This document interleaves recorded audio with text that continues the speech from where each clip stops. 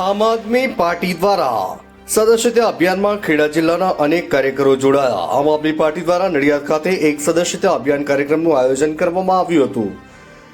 કાર્યક્રમમાં નડિયાદ, કઠલાલ, મૌધા, કપડવંજ, માતર, મહેમદાવાદ સહિત ખેડા જિલ્લાના વિવિધ વિસ્તારોમાંથી મોટી સંખ્યામાં કાર્યકરો આમ આદમી પાર્ટીમાં જોડાયા હતા। આ સદસ્યતા અભિયાન દરમિયાન આમ આદમી પાર્ટીના કિસાન સેલના નેતા રાજુભાઈ અને પ્રભારી ભરતભાઈના હસ્તે નવા જોડાયેલા કાર્યકરોએ પાર્ટીનું ખેસ ધારણ કર્યો હતો। આ પ્રસંગે નેતાઓએ કાર્યકરોને પાર્ટીના સિદ્ધાંતોને આગામી કાર્યક્રમો વિશે માર્ગદર્શન પૂરું પાડ્યું હતું। રિપોર્ટર નરેશ ગનવાણી, નડિયાદ। આજે આમ આદમી પાર્ટી સદસ્યતા અભિયાન અંતર્ગત આમ આદમી પાર્ટી દરેક જિલ્લાઓમાં અને તાલુકાઓમાં સદસ્યતા અભિયાનની શરૂઆત કરી છે।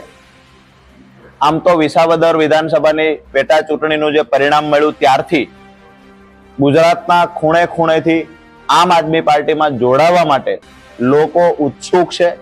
તમામ પ્રાદેશિક કે રાષ્ટ્રીય પાર્ટીના નેતાઓ પણ પોતાની પાર્ટી સાથે છેડો ફાડી અને જે સારા લોકો છે એ આમ આદમી પાર્ટી સાથે જોડાવા ઉત્સુક છે। આજે અનુસંધાને નડિયાદમાં જ્યારે સદસ્યતા અભિયાન માટે મીટિંગનું આયોજન કરવામાં આવેલું, આ મીટિંગમાં ભાજપ અને કોંગ્રેસના મહત્વના પદો પર બેઠેલા પૂર્વ પ્રમુખો હોય કે પછી હાલ ચાલુ પ્રમુખો હોય, આ તમામ જોડાયા છે। સાથે જ યુવાનો પણ આજે આમ આદમી પાર્ટી પરિવારમાં જોડાયા છે। ઉદ્યોગપતિઓ જે ખરેખર રાષ્ટ્રને અને ગુજરાતને પ્રેમ કરે છે, જે ખરેખર ઈમાનદાર રાજનીતિને પસંદ કરે છે, આવા લોકો પણ આજે આમ આદમી પાર્ટી પરિવારમાં જોડાયા છે। ખાસ કરીને વિમલભાઈ હોય, માઇકલભાઈ, સુરેશભાઈ અને નરેશભાઈ પંચાલ જે ખરેખર કપડવંજ કોંગ્રેસના ઉપપ્રમુખ છે, ત્યાં એવી જ રીતે પૂનમબેન છે એ નરોડાના વિધાનસભા પ્રમુખ છે।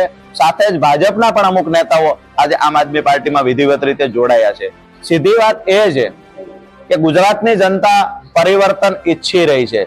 આજે નડિયાદ ખાતે મોટી સંખ્યામાં 40 થી વધારે લોકો પોતાની પાર્ટી છોડી કોઈ કાર્યકર્તા છે, કોઈ તાલુકાના હોદ્દેદાર છે, કોઈ જિલ્લાના હોદ્દેદાર છે, કોઈ ફ્રન્ટલ માં કામ કરી ચૂક્યા છે, આવા તમામ લોકો આજે વિધિવત રીતે ઈમાનદાર રાજનીતિમાં જોડાવા માટે આમ આદમી પાર્ટીમાં જોડાયા છે। મહત્વની વાત એ છે કે ગુજરાત વિકલ્પ શોધી રહ્યું હતું।